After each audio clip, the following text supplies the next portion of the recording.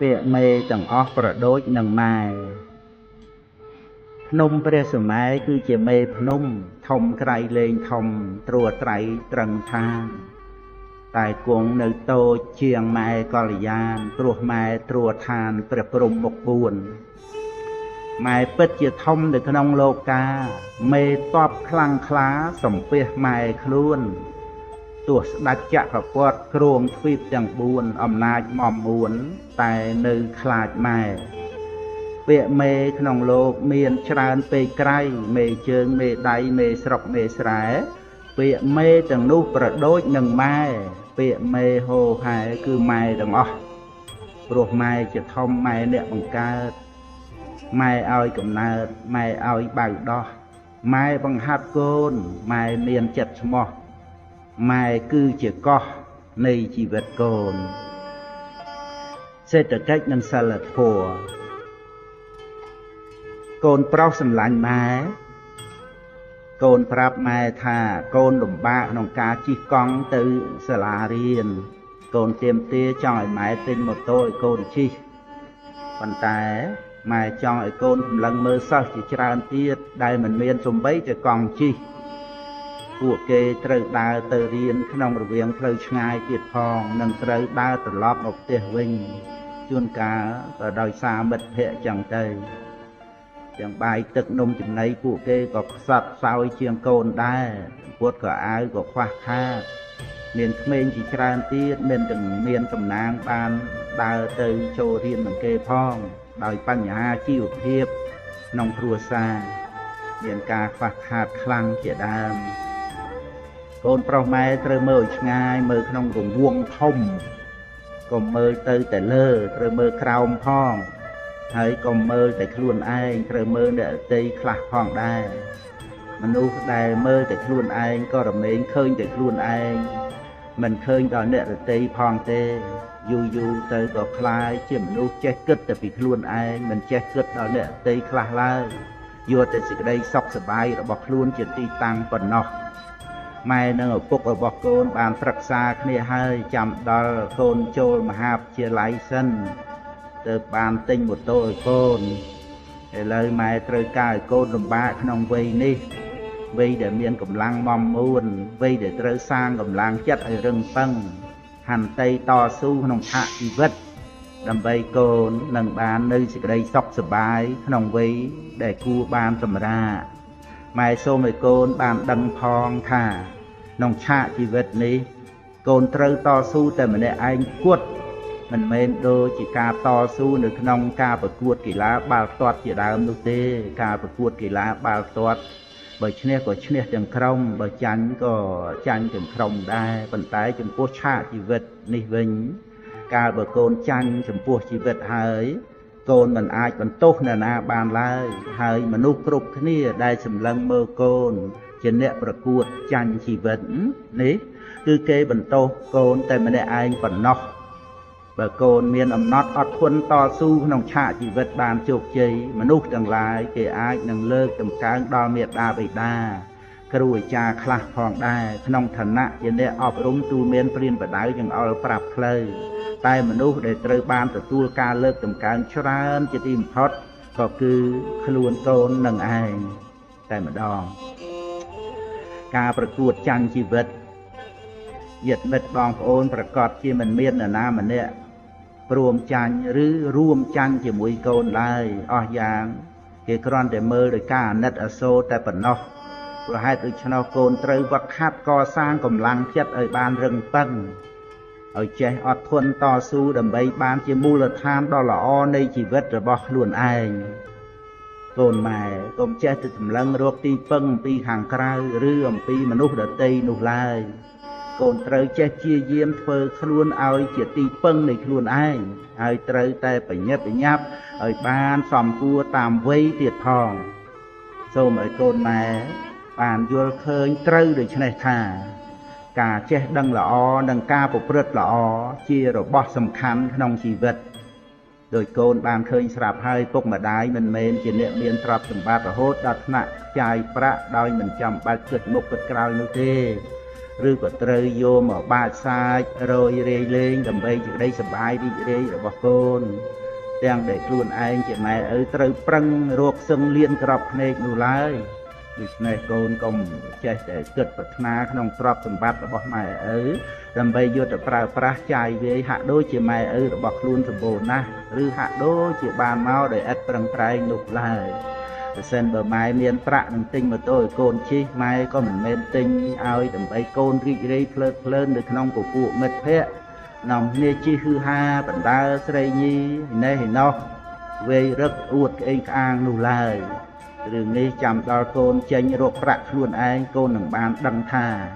ការរកប្រាក់នោះវាមានសេចក្តីលំបាកយ៉ាងណាហើយកូនចង់បានអ្វីកូននឹងទិញដោយខ្លួនឯងចុះចូលកូនចាំទុកថាមនុស្សណាដែលទន់ខ្សោយមិនអាចយកឈ្នះជីវិតខ្លួនឯងបានមនុស្សនោះមិនអាចកសាងខ្លួនបានឡើយព្រោះជាអ្នកទ្រាំនឹងគ្រឿងដែលនាំឲ្យត្រេកត្រអាលមិនបាននៅពេលកូនចេញពីការសិក្សាចូលទៅធ្វើការនៅក្នុងកន្លែងណាមួយនោះជាវាយនាយគេមើលកិច្ចការងាររបស់កូនច្រើនជាងសញ្ញាបត្ររបស់កូនទៅទៀតកូនត្រូវធ្វើការងារល្អមានសិលធម៌មានសេចក្តីព្យាយាមមានស្មារតីគ្រប់គ្រងខ្លួនប្រកបធ្វើតែការងារដែលសុចរិតពិចារណាមុនហើយទើបធ្វើមានការសង្រួមប្រយ័ត្នកាយវិចារចិត្តរបស់ខ្លួនជានិច្ចមិននិយាយលេះលោះមិនអួតអាងលើកតម្កើងខ្លួនប្រៀបផ្ទឹមនឹងអ្នកដទៃកូនត្រូវជាមនុស្សទន់ភ្លន់ចេះបន្ទន់អរិយាបថបិទទុកនៅសេចក្តីល្អរបស់ខ្លួនឲ្យច្រើនកុំអួតអាងគុណពិសេសអ្វីរបស់ខ្លួនឯងក្តីល្អរបស់យើងនោះទុកឲ្យអ្នកដទៃគេមើលឃើញ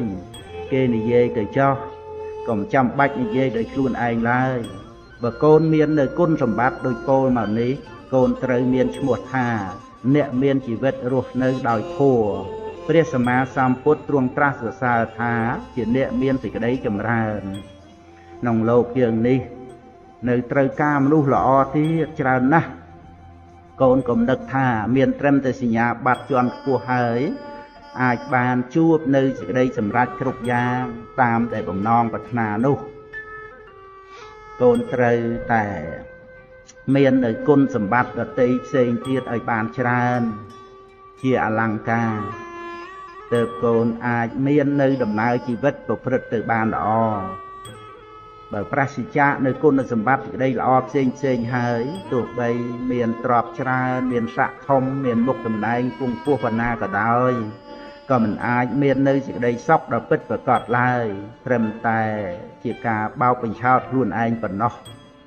ហើយត្រូវបញ្ឆោតឲ្យរីករាយរំភើបទៅរហូតក្នុងមួយថ្ងៃរោគតម្លៃខ្លឹមសារពិតនៃជីវិតគ្មានឡើយនៅក្នុងសាលាដែលកូនរៀនក៏មានវិជ្ជាសិលធម៌សូមកូនយកចិត្តទុកដាក់សិក្សាឲ្យមែនទេពិតមែនតែវិជ្ជាព្រះពុទ្ធសាសនាឬវិជ្ជាសិលធម៌នេះដាក់ឲ្យមានការប្រឡងក្នុងសាលាតិចតួចក៏ដោយប៉ុន្តែមនុស្សទាំងឡាយគេបានចេញវិញ្ញាសាផ្នែកសិលធម៌នេះផ្ទាល់ក្នុងជីវិតគ្រប់ពេលវេលាច្រើនជាងវិជ្ជាណាទាំងអស់វិជ្ជានេះមានការចាំបាច់ដល់ដំណើរជីវិតច្រើនជាទីបំផុតជាការចាំបាច់ដល់ថ្នាក់ខានមិនបានតែម្ដងបើមនុស្សយើងរៀនក្នុងសាលាគ្រាន់តែដើម្បីចេញមកប្រកបអាជីពរកស៊ីចិញ្ចឹមជីវិតទេនោះតើមនុស្សនឹងជាសត្វដ៏ប្រសើរវិសេសជាងសត្វលោកប្រភេទដទៃទៀតយ៉ាងដូចម្ដេចទៅព្រោះសត្វដទៃមិនបានចូលរៀនក្នុងសាលាក៏អាចមានជីវិតរស់នៅបានដែរទាំងដែលពពួកសត្វខ្លះមើលទៅទំនងជារស់នៅសប្បាយជាងមនុស្សខ្លះទៀតផងព្រោះអាស្រ័យហេតុនេះការសិក្សាទៅគួរឲ្យមានទិសដៅពងពោះប្រសើរជាងការសិក្សាដោយត្រឹមតែដើម្បីចិញ្ចឹមជីវិតតែម្យ៉ាងនោះគឺគួរឲ្យមានទិសដៅទៅក្នុងការអប់រំចិត្តដើម្បីឲ្យមានចិត្តខ្ពស់បានទៅជាមនុស្សចេះព្យាយាមកាត់បន្ថយនៅកិលេសព្រោះកិលេសវាជាគ្រឿងទាញចិត្តឲ្យធ្លាក់ចុះទាបនិងឲ្យថោកដូចវាដែរសេចក្តីនេះមិនមែនបានន័យថាការប្រកបមុខរបរចិញ្ចឹមជីវិតមិនសំខាន់នោះទេម៉ែដឹងហើយថាបច្ច័យ4ជារបស់ចាំបាច់សម្រាប់មនុស្សការខ្វះខាតបច្ច័យ4ធ្វើឲ្យមនុស្សលំបាកមានការរំខាននៅក្នុងចិត្ត កង្វល់ដល់អនាគតនឹងមានសេចក្តីដឹងខ្លួនជាទុកក្នុងរឿងផ្សេងប៉ុន្តែការខ្ជិះខ្ជាយចាយវាយមិនគិតវាក៏ធ្វើឲ្យមនុស្សប្រឈមមុខនឹងទុកកង្វល់បានដែរដូច្នេះកូនត្រូវចេះគិតឲ្យមែនទែនម៉ែសូមបញ្យល់កូនអំពីសិលធម៌និងសេដ្ឋកិច្ចនៅក្នុងជីវិតប្រចាំថ្ងៃសេដ្ឋកិច្ចដែលពិតប្រាកដរមែងមិនទាស់នឹងច្បាប់សិលធម៌ក៏ដូចគ្នាដែរគឺសិលធម៌ពិតប្រាកដត្រូវតែមានសេដ្ឋកិច្ចដែលល្អប្រព្រឹត្តទៅព្រមគ្នាកូនត្រូវយល់ពាក្យទាំងអស់នេះដូចតទៅសេដ្ឋកិច្ចដែលពិតប្រាកដត្រូវតែមិនប្រជែងយកប្រៀបលើគ្នាគឺត្រូវធ្វើដោយការលះបង់ដើម្បីសេចក្តីសុខដល់អ្នកដទៃដែលមានទំនាក់ទំនងជាមួយគ្នាឃើញអ្នកដទៃប្រហែលនឹងខ្លួនឯងដែរទើបមិនមានការយកប្រៀបលើគ្នានេះឯងគឺជាសិលធម៌ដ៏គង់ខ្ពស់កាលបើដូចនេះសិលធម៌ដែលពិតប្រាកដត្រូវតែជាសិលធម៌ដើម្បីការរស់នៅដ៏ល្អប្រសើររបស់មនុស្សជាតិនិងដើម្បីសុវត្ថិភាពនៃសង្គមនឹងឯងគឺមិនមែនជាសិលធម៌ដែលអណ្ដែតទៅខ្ពស់ផុតពីសេចក្តីពិតនៃជីវិតរបស់មនុស្សនោះឡើយដូច្នេះសិលធម៌និងសេដ្ឋកិច្ចត្រូវតែដើរទៅព្រមគ្នាទើបនឹងឲ្យនៅសេចក្តីសុខសាន្តដល់មនុស្សក្នុងសង្គមទៅបានសូមឲ្យកូនសាកគិតមើលបើមនុស្សក្នុងសង្គមរបស់យើងមានបាននៅទ្រព្យល្មមប្រើប្រាស់និងល្មមហូបចុកហើយឬក៏ច្រើនបរិបូរជាងនឹងទៅទៀតក៏ដោយតើវាអាចបញ្ជាប់នៅបញ្ហាឬតាមពិតមនុស្សក៏នៅតែឆ្លោះដណ្ដើមគ្នាវាយបន្ទាប់គ្នាដណ្ដើមទ្រព្យបៀតបៀនសម្លាប់គ្នាចំណែនឈ្នានេះគ្នានិងជាបាតគ្នាជាដដែលព្រោះមនុស្សមានក្រពះតណ្ហាបើភ្លៀងធ្លាក់ចុះមកនៅដុំមាសមនុស្សក៏នៅតែកាប់សម្លាប់គ្នាដើម្បីដណ្ដើមដុំមាសនឹងឯងព្រះសម្មាសម្ពុទ្ធទ្រង់ត្រាស់សម្ដែងថាសូម្បីភ្នំមាសពីរក៏មិនល្មមដល់សេចក្តីត្រូវការរបស់មនុស្សម្នាក់ដែរគង់តែទៅដណ្ដើមនៅភ្នំមាសអ្នកដទៃទៀតជាមិនខាននេះព្រោះតែការមិនចេះគ្រប់គ្រាន់នៃមនុស្សលោកព្រោះដូច្នេះការសិក្សាត្រូវតែឲ្យមានការចម្រើនផ្លូវចិត្តលះបង់នៅការលោភលន់ការខឹងក្រោធនិងសេចក្តីល្ងង់ទៅព្រមជាមួយគ្នានឹងការចម្រើននៅចំណេះដឹងទើបជាការបានសម្រេចនៅទិសដៅនៃការសិក្សា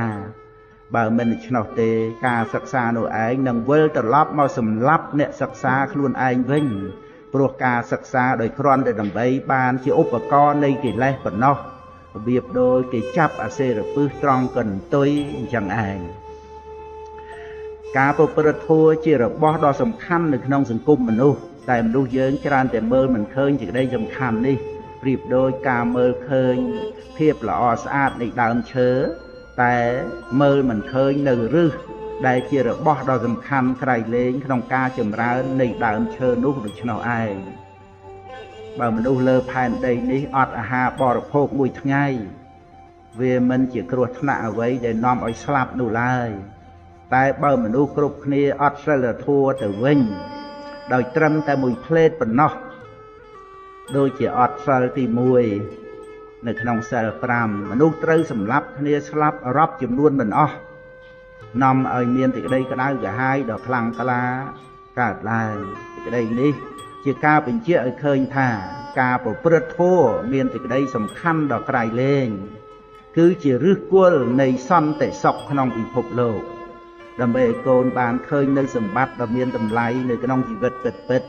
ម៉ែសូមឲ្យកូនតាំងចិត្តធ្វើជាមនុស្សល្អជាយាមស្វែងរកចំណេះដឹងមកដាក់ខ្លួនកូនត្រូវប្រើវេលាឲ្យមានប្រយោជន៍ដោយការអានសៀវភៅផ្សេងៗដូចនេះកូនអាចជជែកជាមួយអ្នកប្រាជ្ញបានគ្រប់គ្នាដោយការអានសៀវភៅរបស់លោកសូមកូនកុំសម្លាប់ពេលវេលាឬផាត់ពេលវេលាចោលឲ្យសោះបុគ្គលណាសម្លាប់ពេលវេលាជារឿយៗពេលវេលានឹងត្រឡប់បែរមកសម្លាប់នៅបុគ្គលនោះវិញឲ្យជាមនុស្សស្លាប់ទាំងរស់ពោលគឺធ្វើឲ្យបុគ្គលនោះឯងរស់នៅយ៉ាងឥតប្រយោជន៍មានតែបង្កនៅទុក្ខទោសឲ្យដល់ខ្លួនឯងនិងដល់សង្គមទៀតផង មានមនុស្សចំនួនច្រើនណាស់ដែលធ្វើការទន្ទឹងតែប្រាក់ខែបន់ឲ្យតែឆាប់ដាច់ខែនឹងបានបើកប្រាក់តើគេមាននឹកទេថា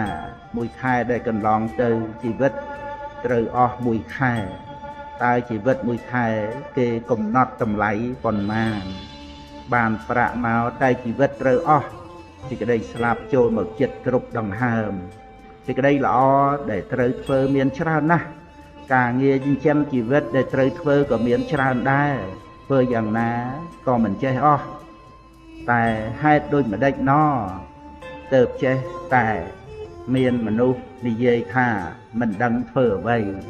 ហើយក៏បោះបង់ពេលវេលាចោលគួរឲ្យស្ដាយណាស់ធម្មជាតិបានឲ្យពេលវេលាដល់មនុស្សយើងស្មើគ្នាក្នុងមួយថ្ងៃអ្នកណាយកទៅធ្វើអ្វីក៏បានបើគេប្រើពេលវេលាឲ្យមានប្រយោជន៍ជីវិតរបស់គេក៏មានប្រយោជន៍ក្នុងថ្ងៃនេះម៉ែដាស់តឿនកូនបន្ថែមបន្តិចទៀតថាអ្វីដែលកូនចង់បានតាមចំណង់ចិត្តនោះវាមិនអាចធ្វើឲ្យកូនបានឆ្អែតគ្រប់គ្រាន់ឡើយរបៀបដោយកូនកាលពី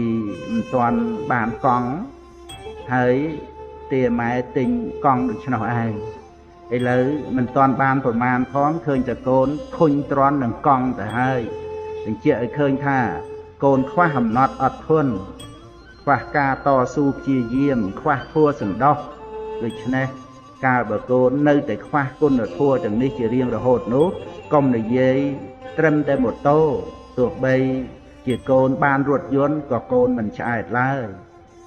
សូមកូនម៉ែគ្រប់គ្រាន់ក្នុងពេលនេះតែម្ដងទៅគុណសម្បត្តិរបស់ស្ត្រីរបស់របរប្រើប្រាស់ក្នុងផ្ទះកាលបើមានប្រាក់ល្មមទិញប្រើបានក៏ទិញប្រើទៅព្រោះជារបស់ចាំបាច់ក្នុងជីវិតប្រចាំថ្ងៃមិនគួរកំណាញ់ស្វិតឲ្យជីវិតរស់នៅលំបាកលំបិននោះឡើយយ៉ាងទៀតមិនត្រូវជៀសជាយរហូតដល់ទៅថ្នាក់មិនដឹងតម្លៃសម្បត្តិទ្រព្យ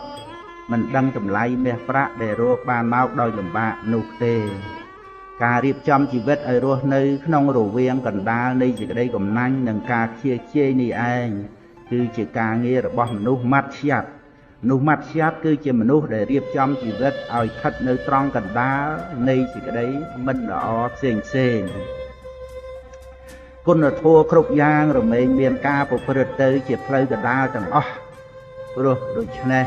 បើកូនត្រូវការ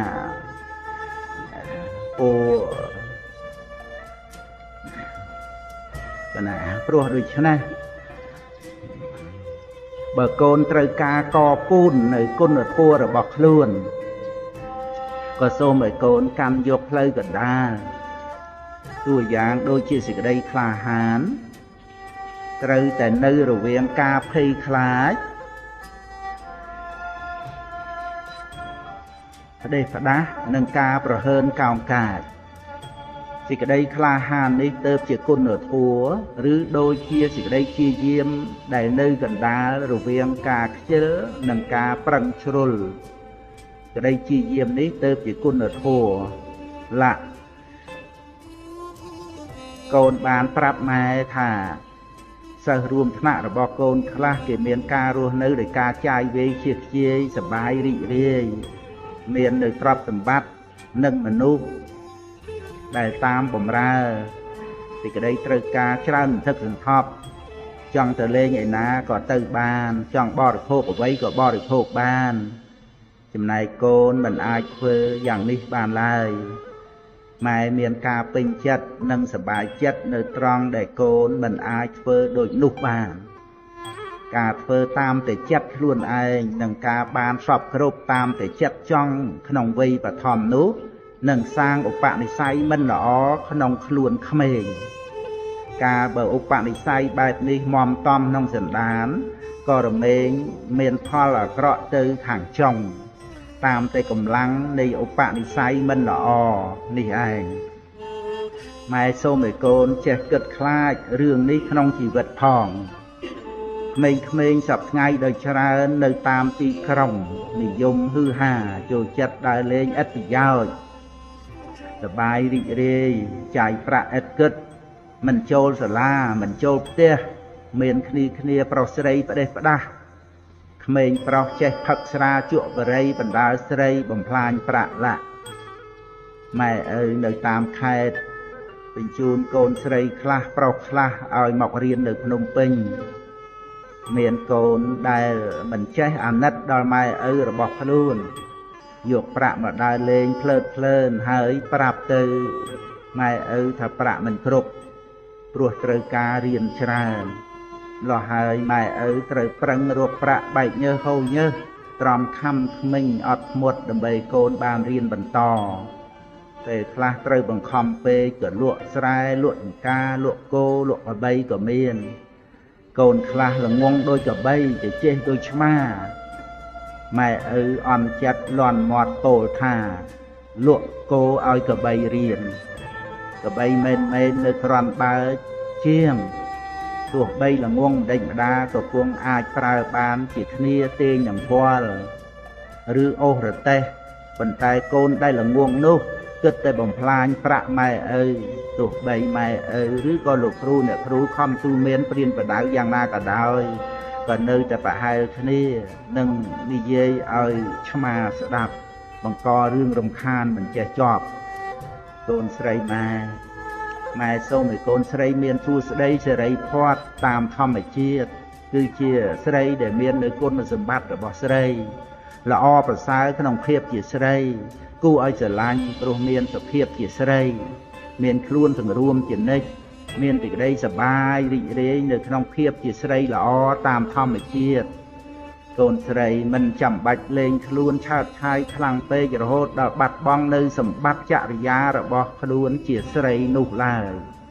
កូនស្រីម៉ែត្រូវវឹកហាត់អប់រំខ្លួនឲ្យជាមនុស្សមាំទាំរៀបចំជីវិតទៅតាមឋានៈឲ្យបានសមរម្យដល់ខ្លួនឯងប្រៀបដូចជាផ្កាយដែលមានកោចរទៅតាមវិថីរបស់ខ្លួនមិនមែនជាស្លឹកឈើជ្រុះដែលចេះតែរសាត់ទៅតាមខ្យល់បក់ផាត់នោះទេមនុស្សប្រភេទផ្កាយនេះមានតិចក្នុងលោកប៉ុន្តែច្រើនតែបានជួបប្រសពនៅសេចក្តីសម្រេចដ៏ប្រពៃក្នុងជីវិតបានទទួលនៅសេចក្តីសុខដ៏ប្រណិតសុខុម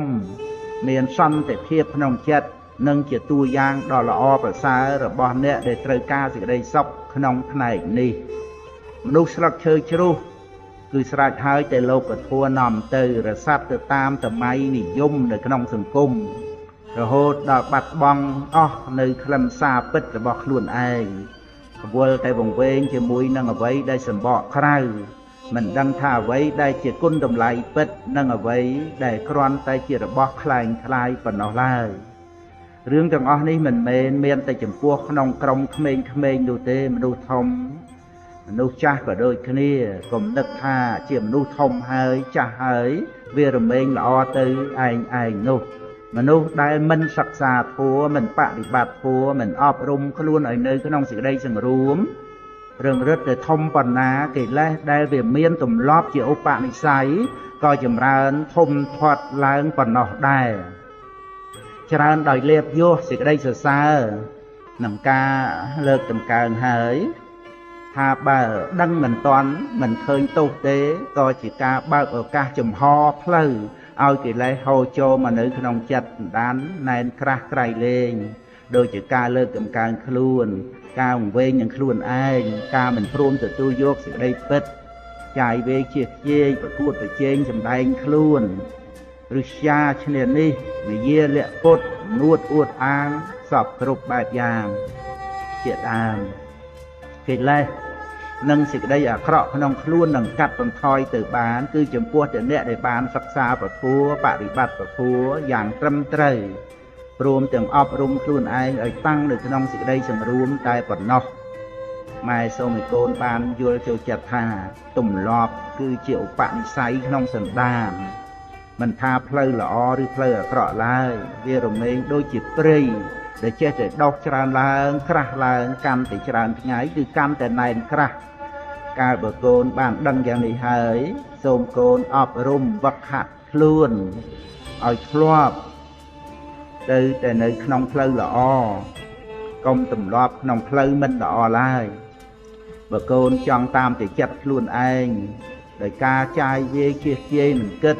ដែលលេងសប្បាយរីករាយហឺហា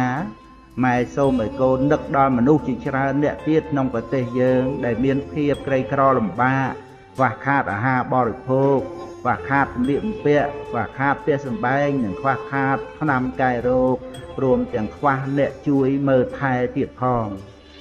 សូមកូនកុំមើលតែខ្លួនឯងម៉ែសូមឲ្យកូនមើលទៅមនុស្សជុំវិញខ្លួនផងរួចហើយមើលឲ្យទលំទលាយទៅឆ្ងាយកូននឹងឃើញពួកមនុស្សដែលរួមកើតក្នុងលោកជាមួយយើងកំពុងមានសេចក្តីទុក្ខលំបាកពាសពេញផែនដីជីវិតរស់នៅរបស់មនុស្សយើងមានទុក្ខច្រើនមានសេចក្តីចង្អៀតចង្អល់ច្រើនយ៉ាងទៀតជីវិតម្នាក់ក៏មិនយឺនយូរប្រមាណដែរព្រោះដូច្នេះម៉ែសូមឲ្យកូនមាននៅសេចក្តីព្យាយាមអត់ធន់ក្នុងការសិក្សាអត់ធន់ក្នុងការងារដែលជាមុខនេតិរបស់ខ្លួនកុំឲ្យពេលវេលាកន្លងទៅដោយឥតប្រយោជន៍ឡើយបើនៅក្នុងវ័យសិក្សាបែរជាមិនចង់សិក្សារៀនសូត្ររវល់តែចង់សប្បាយរីករាយក្នុងការដើរលេងដល់វ័យធ្វើការក៏រកការងារអ្វីប្រកបវិជ្ជាមិនបានលោះហើយក៏បានទៅជាមនុស្សមិនថ្លៃថ្នូរដោយបុរាណភាសិតបានពោលថាអ្នកបួសមិនសង្រួមមិនល្អរហ័សឥតរបរមិនថ្លៃថ្នូរលុះដល់វ័យចាស់ក៏ដល់នៅសេចក្តីលំបាកដោយប្រការផ្សេងម៉ែនិយាយនេះមិនរួមដល់ជីវិតនៃអ្នកដែលមិនមាននៅឱកាសបានសិក្សារៀនសូត្រព្រោះហេតុណាមួយនោះឡើយគឺម៉ែនិយាយចំពោះតែក្មេងដែលមានឱកាសហើយតែមិនព្រមឆក់ឱកាសនោះទុកបណ្ដោយឲ្យឱកាសកន្លងទៅដោយមិនអាចវិលត្រឡប់មកវិញបានដែលជាយាមនោះសំបីយើងត្រូវមានការហត់នឿយខ្លះក្នុងកាលខាងដើមតែយើងនឹងបានផលល្អហើយរីករាយនៅខាងចុងប្រៀបដូចយើងស្រោចទឹកដើមឈើនៅគល់ប៉ុន្តែមានផលនៅខាងចុងដូច្នោះឯងកូនម៉ែត្រូវមានខន្តីជាទឹកមានចិត្តនឹងថឹងជាជីដើម្បីជួយផ្គងឲ្យសេចក្តីជាយាមប្រព្រឹត្តទៅបានស្មើល្អកូនកុំធ្វើអ្វីហឺហាខ្លាំងក្លាបានតែមុនដំបូងរបៀបដោយភ្លើងឆេះច្បើងនោះកូនត្រូវពិចារណាចំពោះការងារជាមុនឲ្យហើយស្រេចឃើញថាសមគួរដល់ខ្លួនហើយកូនត្រូវតែអត់ធន់និងព្យាយាមធ្វើរហូតដល់បានទទួលនៅសេចក្តីសម្រេចតាមដែលបានគិតទុកកាលបើកូនបានជួបប្រសពនៅសេចក្តីសម្រេចក្នុងរឿងមួយហើយរមែងជាហេតុនាំឲ្យកូនបានជួបប្រសពនៅសេចក្តីសម្រេចក្នុងរឿងដទៃច្រើនមុខទៀតនេះព្រោះអាស្រ័យសេចក្តីព្យាយាមនិងសេចក្តីអត់ធន់ពីខាងដើមនឹងឯងប៉ុន្តែម៉ែសូមដាស់តឿនកូនថាទោះបីកូនបានជួបប្រសពនៅសេចក្តីសម្រេចច្រើនមុខយ៉ាងណាក៏ដោយសូមកុំឲ្យកូនតម្កើងខ្លួនសូមឲ្យកូនចេះគោរពអ្នកដទៃឲ្យបានត្រឹមត្រូវបន្ទាបកាយបន្ទន់ចិត្តជានិច្ចបើកូនធ្វើបានដូចនេះកូនមិនមានផ្លូវនៃសេចក្តីវិនិច្ឆ័យឡើយនឹងមានតែសេចក្តីចម្រើនច្រើនឡើងនិយាយមកដល់ត្រង់នេះម៉ែមានសេចក្តីសង្ស័យកើតឡើងថាដូចម្ដេចបានជាសិស្សសាលាចំនួនច្រើនបានជួបគ្រូហើយហួសទៅដោយមិនសម្ដែងការគោរពចំពោះគ្រូជួបគ្រូទីណាក៏ធ្វើហាក់ដូចជាមិនស្គាល់មិនមានការរាក់ទាក់គួរសមតាមបែបសិស្សនិងគ្រូអ្វីសោះអញ្ចឹងឬក៏គេខ្មាស់ថាគ្រូរបស់គេមានការអោនថយយ៉ាងនេះមួយយ៉ាងនោះមួយក្នុងរឿងនេះចំពោះគ្រូមិនជាអ្វីឡើយតែសេចក្តីសាបសូន្យនឹងធ្លាក់ទៅលើសិស្សនោះជាពិតប្រាកដយ៉ាងហោចណាស់ក៏សាបសូន្យនៅគុណសម្បត្តិម្យ៉ាងក្នុងខ្លួនទៅហើយដែរម៉ែសូមឲ្យកូនជាមនុស្សទន់ភ្លន់ទាំងកាយទាំងចិត្តគោរពដឹងគុណគ្រូស្មើដើមស្មើចុងកូនម៉ែត្រូវតែជាមនុស្សមានគុណសម្បត្តិឲ្យបានគ្រប់គ្រាន់ដោយពាក្យចាស់បានពោលថាងើយស្កកអោនដាក់គ្រាប់មេឃក្រូចដែលមានផ្លែក្នុងចំការហាក់ដូចជាបន្ទាបខ្លួនគោរពមនុស្សគ្រប់គ្នាដែលដើរទៅមកចំណែកមេឃក្រូចដែលងាប់ឬគួស្រូវដែលស្កករឹងកញ្ញាងមើលទៅមិនមានភាពល្អល្អះគួរឲ្យរីករាយដូចជាមេឃដែលមានផ្លែឬគួស្រូវដែលដាក់គ្រាប់នោះឡើយ ការទន់ភ្លន់ឲ្យនំតូននឹងរឹកពីសភាពរៀបសារមិនមែនជាគ្រឿងសម្គាល់នៃភាពទន់ខ្សោយដោយប្រការណាមួយទេតាមពិតគឺជាគ្រឿងសម្គាល់នៃភាពរឹងប៉ឹងមាំមួនដែលជាលក្ខណៈនៃមនុស្សល្អសូមកូនចាំទុកថាទន់ភ្លន់ចំពោះអ្នកស្មើគ្នាជាមនុស្សសភាពរៀបសារទន់ភ្លន់ចំពោះអ្នកទេពជាងជាមនុស្សមានចិត្តខ្ពស់ទន់ភ្លន់ចំពោះមនុស្សទូទៅជាអ្នកផុតចាកភ័យកាលបើយ៉ាងនេះដូចម្ដេចបានជាសិស្សត្រូវទន់ភ្លន់ជាមួយលោកគ្រូអ្នកគ្រូដែលជាអ្នកខ្ពង់ខ្ពស់ជាងខ្លួនមិនបាននោះបើថាមើលឃើញគាត់ទេពជាងខ្លួនដោយទ្រព្យសម្បត្តិជាដើមការទន់ភ្លន់ចំពោះគាត់ក៏សម្ដែងថាជាអ្នកមានគុណធម៌ខ្ពស់ឬមានចិត្តខ្ពស់សូម្បីមិនបាននឹកថាជាគ្រូអាចារ្យរបស់ខ្លួនទេគ្រាន់តែជាមនុស្សទូទៅការទន់ភ្លន់ចំពោះគាត់ក៏នាំឲ្យរួចផុតអំពីភ័យផងដែរបើកូនម៉ែមានភាពទន់ភ្លន់ចេះគោរពឲ្យបានសមគួរតាមឋានៈកូនម៉ែមានតែសេចក្តីចម្រើនដោយចំពោះគឺកូនស្រីគួរទន់ភ្លន់បន្ទន់កាយរៀបរយរឹកពេលឲ្យបានប្រពៃមែនទែនរឹងរិតតែសុភាពទន់ភ្លន់ច្រើនប៉ុណ្ណាក៏រឹងរិតតែមានតម្លៃច្រើនប៉ុណ្ណោះកូនកុំនឹកច្រឡំថាគុណសម្បត្តិបែបនេះវាហួសសម័យទៅហើយនោះតាមពិតគុណសម្បត្តិបែបនេះគឺត្រូវការជាចាំបាច់បំផុតព្រោះជារបស់ក្រកម្ររកបានក្នុងសម័យសពថ្ងៃនេះទៀតផងឪពុករបស់កូនធ្លាប់បាននិយាយថាស្ត្រីជាធនធានមនុស្សដ៏មានគុណតម្លៃច្រើនបំផុតច្រើនរហូតដល់ទៅមិនដឹងថាប្រមាណប៉ុណ្ណាស្ត្រីជាធនធានដ៏ល្អក្រៃលែងជាងទ្រព្យសម្បត្តិដែលមនុស្សយើងមានស្ត្រីជានិមិត្តរូបនៃសេចក្តីអត់ធន់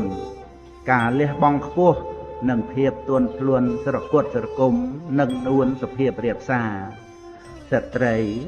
ជាកម្លាំងចិត្តស្ត្រីមានតម្លៃជាងថ្ងៃសៅរ៍ថ្ងៃអាទិត្យឬក៏ថ្ងៃដទៃទៀតដែលជាថ្ងៃឈប់សម្រាកអំពីការងារស្ត្រីជាអ្នកលះបង់សេចក្តីសុខផ្ទាល់ខ្លួនដើម្បីមនុស្សដែលខ្លួនស្រឡាញ់ដូចជាបុត្រធីតាឬក៏ស្វាមីមានសេចក្តីអត់ធន់យ៉ាងខ្ពស់ក្នុងការចិញ្ចឹមបីបាច់ថែរក្សាកូនឲ្យបានរស់ដល់ធំមានការគ្រប់គ្រងទៅលើការបរិភោគការសម្រាកការសិក្សារៀនសូត្រជាដើមរបស់កូនមានការទទួលខុសត្រូវក្នុងរឿងគ្រួសារសពគ្រប់អាចធន់ទ្រាំទទួលទុកបានច្រើនរឿងក្នុងពេលដែលបរិសុទ្ធជាស្វាមីចេញទៅភ្លើតភ្លើនរីករាយជាមួយមិត្តភ័ក្តិជាមួយសុរាជាមួយនារីដទៃលក្ខឪពុកកូនបាននិយាយបញ្ជាក់ដល់រឿងនេះថាគាត់ធ្លាប់ឃើញមេសំណក់និងមេឆ្មាអត់ធន់ចិញ្ចឹមកូនយ៉ាងគួរឲ្យអាណិតក្នុងពេលវេលាដែលឈ្មោលបានទុកកូនឲ្យហើយក៏លះបង់ចោលមេបាត់ទៅមនុស្សប្រុសដែលមានសភាពដូចជាសំណក់និងឆ្មាឈ្មោលក៏មានបន្តិចនៅក្នុងលោកប៉ុន្តែដែលឪពុកកូនបានពោលមកនេះមិនមែនបានសេចក្តីថាស្ត្រីសុទ្ធតែល្អក្រៃលែងទៅទាំងអស់គ្រប់គ្នានោះទេដែលជាមនុស្សស្ត្រីមិនល្អថោកថយក៏មានដែរព្រោះការប្រព្រឹត្តខុសអំពីលក្ខណៈរបស់ស្ត្រីសូមកូនម៉ែយល់ដឹងថាឲ្យតែជាមនុស្សទោះជាស្ត្រីឬប្រុសក៏សុទ្ធតែល្អប្រសើរតាមធម្មជាតិទាំងអស់ព្រោះកំណើតមនុស្សកើតអំពីកុសលកម្មប៉ុន្តែដែលមានមនុស្សមិនល្អនោះដោយសារខ្វះស្មារតីគ្រប់គ្រងខ្លួននឹងឯងឪពុករបស់កូនមិនយល់ស្របក្នុងរឿងប្រកួតបវរកញ្ញាគ្រប់ប្រភេទចំណែកម៉ែក៏ដូចគ្នាព្រោះយល់ឃើញថាវាជាការទម្លាយយសសេរីរបស់ស្ត្រីទៅវិញទេនាងមិនគួរព្រមខ្លួនចូលមកជាគ្រឿងលេងរបស់សង្គមឡើយនាងមិនមែនជាបាក់សៃតូចក្នុងទ្រុងមាសដែលដើរដែលឈួរឲ្យមនុស្សជ្រើសរើសថាមួយណាល្អដាច់គេហើយក៏ចងបោឲ្យទៅនោះទេសូម្បីនាងបានទទួលតំណែងលេខ1ប្រចាំប្រទេសឬប្រចាំពិភពលោកក៏ដោយក៏មិនមែនពិតថានាងល្អបំផុតក្នុងប្រទេសឬក្នុងពិភពលោកនោះឡើយព្រោះនៅមានស្ត្រីដែលល្អជាងនាងច្រើនណាស់ ដែលគេមិនព្រមចូលមកប្រកួតមិនព្រមដាក់ខ្លួនឲ្យទៅជាគ្រឿងលេងរបស់សង្គមម៉ែយល់ថាកិច្ចការនេះគួរតែមិនចាំបាច់ឲ្យមានក្នុងសង្គមឡើយថ្ងៃនេះម៉ែបានពន្យល់កូនវែងឆ្ងាយណាស់ហើយកូនចូលចិត្តស្ដាប់ពាក្យពុកម្ដាយទូលមានធ្វើឲ្យឪពុកម្ដាយមានសេចក្តីសុខក្នុងចិត្តម៉ែសូមឲ្យពរដល់កូនសូមឲ្យកូនម៉ែសម្បូរទៅដោយគុណសម្បត្តិដូចបានពោលហើយនោះគឺជាសេចក្តីសុខរបស់ម៉ែហើយក៏ជាពរដែលកូនក៏បីជូនត្រឡប់ឲ្យដល់ឪពុកម្ដាយរបស់កូនវិញដែរអវាទម៉ែចុងក្រោយបើកូនម៉ែជាយាមហាត់អត់ធន់ចំពោះរឿងបន្តិចបន្តួចបន្តបន្សំបានក៏មិនចាំបាច់ត្រូវទៅអត់ធន់ក្នុងរឿងធំដែរមានរឿងដែលគួរឲ្យប្លែកមួយក្នុងមនុស្សយើងគឺមានមនុស្សមិនតិចអ្នកឡើយដែលមិនអាចអត់ធន់ចំពោះពាក្យសុសៀតចាក់ដោតនឹងការមើលងាយពីអ្នកដទៃបានរហូតដល់ទៅសម្លាប់គេប៉ុន្តែបែរទៅជាចេះអត់ធន់នៅក្នុងគុកបានដល់10-20ឆ្នាំឬអាចមួយជីវិតទៀតផងនោះខ្លះមិនដល់ថ្នាក់សម្លាប់គេទេតែបែរទៅជានាំយកពាក្យសុសៀតជាដើមនោះមកសម្លាប់សេចក្តីសុខរបស់ខ្លួនឯងទៅវិញតាមពិតនោះបើយើងមិនយកវាមកទុកក្នុងចិត្តហើយយើងនឹងរស់នៅជាមួយសេចក្តីស្ងប់ក្នុងโลกនេះមិនមានការរស់នៅជាមួយនឹងអ្វីឲ្យប្រសើរដូចជាការរស់នៅជាមួយនឹងសេចក្តីស្ងប់ឡើយដើម្បីសេចក្តីស្ងប់កើតមានក្នុងចិត្តកូនត្រូវតែចេះអត់ធន់តែកុំចេះអត់ធន់របៀបដូចគោដូចក្របីនោះត្រូវតែរៀនឲ្យឆ្លាតផងទើបអាចកសាងសេចក្តីស្ងប់ទៅបានកូនត្រូវស្គាល់តម្លៃនៃសេចក្តីល្អគ្រប់យ៉ាងចំពោះសេចក្តីល្អទោះជានរណាដឹងនរណាឃើញឬមិនដឹងមិនឃើញក៏ដោយនរណាលើកតម្កើងឬក៏មិនលើកក៏ដោយបានលៀបបានយោះឬអត់ក៏ដោយគឺជាសភាវៈដែលគួរតែធ្វើនឹងឯងព្រោះសេចក្តីល្អជារង្វាន់ដែលត្រូវទទួលបានស្រេចទៅហើយអាវតែមួយកាលដែលចោលពាក់គឺជាអាវចោលមនុស្សទាំងឡាយគេស្អប់ពើមកាលបើអ្នកចិត្តបន់ពាក់ក៏ទៅជាអាវរបស់អ្នកចិត្តបន់មនុស្សទាំងឡាយគេបូជាទីកន្លែងតែមួយកាលបើមនុស្សអាក្រក់គេអាស្រ័យនៅគឺជាកន្លែងដែលគួរឲ្យរង្គៀសខ្លាចលុះដល់មនុស្សល្អចូលទៅនៅអាស្រ័យវិញទីនោះក៏คล้ายទៅជាពរនីយដ្ឋាននោះយើងមានឆ្អឹងមានសាច់មានឈាមដូចគ្នាក៏ប៉ុន្តែនោះទាំងឡាយគេមាក់ងាយឬបូជាគឺស្រេចហើយតែចិត្តដែលអាស្រ័យនៅក្នុងកាយនឹងឯងកាលបើសេចក្តីពិតច្បាស់លាស់យ៉ាងនេះហើយចូលកូនម៉ែជ្រើសរើសយកដោយខ្លួនឯងចុះថាតើត្រូវធ្វើយ៉ាងណាសេចក្តីសុខតាមផ្លូវលោកក្រេបផឹកយូរទៅរឹតតែសាបដោយបរិភោគអំពើពិគលទៅរកចង់ចឹងឯងចំណែកសេចក្តីសុខតាមផ្លូវធัวវិញរឹតតែក្រេបផឹករឹងរឹតតែផ្អែមឡើងរបៀបដូចបរិភោគអំពើពីចង់ដេញទៅរកគល់ព្រោះហេតុនេះទៅព្រះសម្មាសម្ពុទ្ធទ្រង់ត្រាស់សម្ដែងថាសច្ចៈនឹងឯងដែលមានរសកប់ប្រពៃលើអស់រសទាំងពួងឬម្យ៉ាងទៀតថារសព្រះធម៌រមែងឈ្នះអស់រសទាំងពួងមនុស្សដែលមិនបានសិក្សាអំពីសេចក្តីល្អសូម្បីតែរបស់ដែលល្អប្រកបចំពោះមុខក៏មិនចេះចាប់យកមកទុកឡើយកុំចាំបាច់និយាយដល់តែការស្វែងរកចំណែកអ្នកដែលបានទទួលនូវការសិក្សាយល់អំពីសេចក្តីល្អរមែងមិនលះបង់ចោលនៅសេចក្តីល្អដែលប្រកបនៅចំពោះមុខផងនិងស្វែងរកសេចក្តីល្អដទៃទៀតផងអ្នកស្វែងរកល្អរមែងបានជួបល្អអ្នកស្វែងរកអាក្រក់រមែងបានជួបអាក្រក់ត្រូវការជាសិទ្ធិតែមិនចេះសន្សំទ្រព្យត្រូវការជាមនុស្សល្អតែមិនចេះសន្សំសេចក្តីល្អទាំងពីរយ៉ាងនេះតើអាចបានយ៉ាងដូចម្តេចទៅភ័យវិបត្តិដែលកើតអំពីអ្នកដទៃឬកើតអំពីខាងក្រៅនៅមានផ្លូវការពារបានព្រោះខ្លួនឯងក៏មិនបានរួមដៃជាមួយនឹងភ័យវិបត្តិនោះខំប្រឹងការពារឬក៏រត់គេចញាតិមិត្តបងប្អូនក៏លំមអាចនឹងជួយការពារបានចំណែកភ័យវិបត្តិដែលកើតអំពីខ្លួនឯងពោលគឺកើតអំពីការធ្វើរបស់ខ្លួនវិញនោះ ការពារបានដោយលំបាកណាស់ព្រោះខ្លួនឯងក៏មិនបានតស៊ូការពារថែមទាំងរួមដៃទៀតផងតើអ្នកណានឹងអាចជួយបានដូច្នេះឧបនិស្ស័យអាក្រក់ដែលកើតឡើងក្នុងខ្លួនឯងនោះក៏បីឃើញថាជាភយន្តរាយដ៏កាចសាហាវរបស់ខ្លួនមនុស្សដែលចមុចចមុលនៅក្នុងលោកលិចចុះនៅក្នុងលោកលំបាកនឹងធ្វើនៅប្រយោជន៍ឲ្យដល់សង្គមលោកបានណាស់ព្រោះគេឃើញតែពីខ្លួនឯងសម្លឹងមើលតែប្រយោជន៍និងសេចក្តីសុខផ្ទាល់ខ្លួនប៉ុណ្ណោះម្លោះហើយអ្វីដែលជាប្រយោជន៍ផ្ទាល់ខ្លួនសំបីដឹងថាត្រូវធ្វើអាក្រក់ហើយក៏នៅតែពេញចិត្តធ្វើដែរចំណែកអ្វីដែលជាប្រយោជន៍ដល់អ្នកដទៃវិញសំបីដឹងថាត្រូវធ្វើល្អហើយក៏មិនចង់ធ្វើដែរមនុស្សដែលជាមុជមុលនៅក្នុងលោកមិនចេះមានការលះបង់ពិតប្រាកដទេគេចេះតែលះបង់បែបបិទនុយនឹងផ្លែសន្ទូចស្ទូចត្រីតែប៉ុណ្ណោះឯងបុគ្គលដែលឃើញការវែងគូហាត់ឲ្យចេះមានការលះបង់បន្តិចម្ដងគឺជាការសាងនិស្ស័យឧបនិស្ស័យនិងអធិស្ស្រ័យល្អឲ្យដល់ខ្លួនឯងនិស្ស័យនេះនឹងចាក់ឫសសន្សឹមចូលជ្រៅទៅក្នុងសន្តានបានជាឧបនិស្ស័យដ៏មាំតំខ្លាំងក្លាការលះបង់ការចេះអើពើនិងការជួយសង្គ្រោះបានរីកសាយទលំទលាយក្នុងសន្តានចិត្ត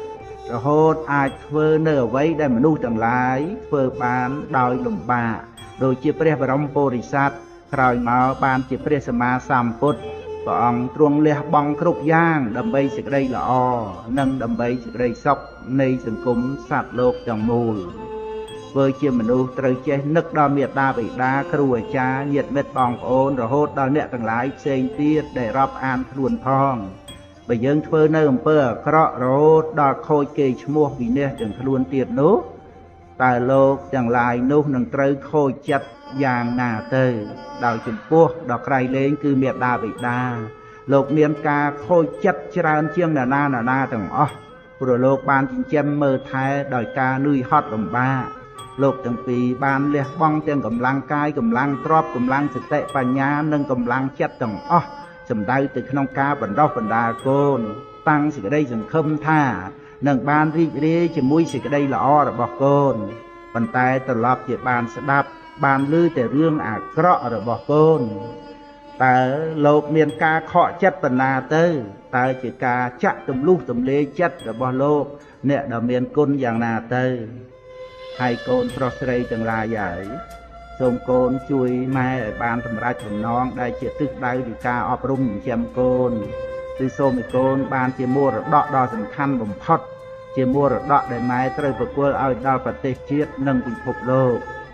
កាលបើម៉ែបំពេញនៅទូនាទីរបស់ខ្លួនបានសម្រេចដោយកូនម៉ែបានជាមនុស្សល្អហើយម៉ែក៏មានសេចក្តីសុខព្រោះសមតាមបំណងដែលបានគិតទុកតាំងពីកូននៅក្នុងផ្ទៃរបស់ម៉ែម្លេះម៉ែសូមយកចិត្តដ៏ស្មោះបរិសុទ្ធជាចិត្តដែលបានបនីចំពោះកូនគ្រប់បែបយ៉ាងមកឲ្យពរដល់កូនសូមឲ្យកូនបានជួបប្រទះតែនឹងសេចក្តីសុខនិងសូមឲ្យកូនបានដើរតាមស្នាមនៃអ្នកប្រាជ្ញរហូតដល់ផុតទុក្ខដោយប្រការទាំងពួង